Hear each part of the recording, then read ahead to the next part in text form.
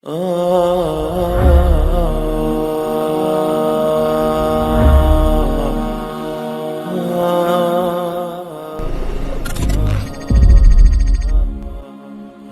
suci Ramadan yang kita nantikan sudah di depan mata. Hati dan jiwa yang suci akan terpanggil untuk menyambutnya dengan gembira. Bahkan tak sabar ingin merasakan sejuknya nikmat Allah di momen Ramadan yang dipenuhi keberkahan. Sudah saatnya kita kembali dari hiruk pikuk dan permainan dunia yang melalaikan. Kini saatnya hati ini kembali kepada penghambaan yang sebenarnya padanya.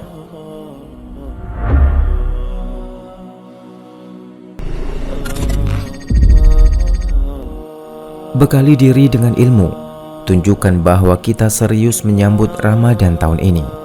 Sebagai bukti bahwa kita benar-benar bersyukur karena dipertemukan kembali dengan bulan suci Ramadan. Jangan jadikan diri kita menjadi seorang yang linglung di bulan yang mulia. Beramal karena melihat sekitar, menghindari banyak hal hanya karena kata orang itu dilarang. Berhentilah menjadi orang yang bingung. Sudah saatnya menaikkan level keilmuan kita. Karena fasilitas belajar di zaman yang serba mudah ini amatlah banyak. Bekal ilmu untuk menyambut dan mengisi Ramadan amatlah prioritas.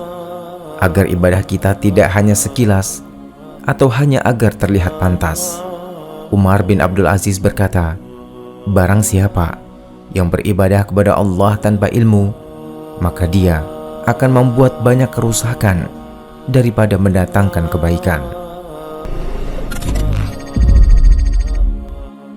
Tidak tahu akan hukum puasa, bisa jadi puasa kita rusak. Tidak tahu apa saja hal-hal yang disunahkan saat puasa, kita bisa kehilangan pahala yang banyak. Tidak tahu jika maksiat bisa mengurangi pahala puasa, kita bisa jadi hanya dapat lapar dan dahaga saja saat puasa. Tidak tahu pada amaliyah yang tidak ada dalilnya, akhirnya yang didapat hanya rasa capek karena tidak menuai pahala. Ingatlah, syarat diterimanya ibadah bukan hanya ikhlas. Ibadah bisa diterima jika mengikuti tuntunan Nabi Shallallahu Alaihi Wasallam alias ada dalilnya. Namun demikianlah kita kadang beribadah asal-asalan, asal ngikut, yang penting ikhlas. Padahal ibadah yang dilakukan tidak ada dalil dan tuntunannya akan sia-sia saja. Sudah saatnya kita bertaubat. Ramadan adalah saat yang tepat. Inilah yang dianjurkan oleh para ulama kita. Sebelum memasuki bulan Ramadan, perbanyaklah taubat dan istighfar. Semoga di bulan Ramadan kita bisa menjadi lebih baik. Kejelekan dahulu hendaklah kita tinggalkan dan ganti dengan kebaikan di bulan Ramadan. Ingatlah bahwa syarat taubat yang dijelaskan oleh para ulama, sebagaimana dinukil oleh Ibnu Katsir rahimahullah, menghindari dosa untuk saat ini, menyesali dosa yang telah lalu, bertekad tidak akan melakukannya lagi di masa akan datang.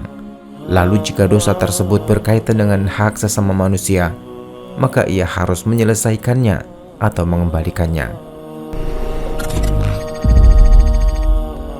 Inilah yang disebut dengan taubat nasuha, taubat yang tulus dan murni. Semoga Allah menerima taubat kita di saat kita memasuki waktu barokah di bulan Ramadan, sehingga kita pun akan mudah melaksanakan kebaikan. Semoga Allah menjadikan Ramadan tahun ini sebagai pintu kembali kita pada kebaikan, kembali dari petualangan buruk yang menjauhkan kita dari Sang Khalik selama ini. Ramadan adalah saat yang tepat untuk serius bertaubat.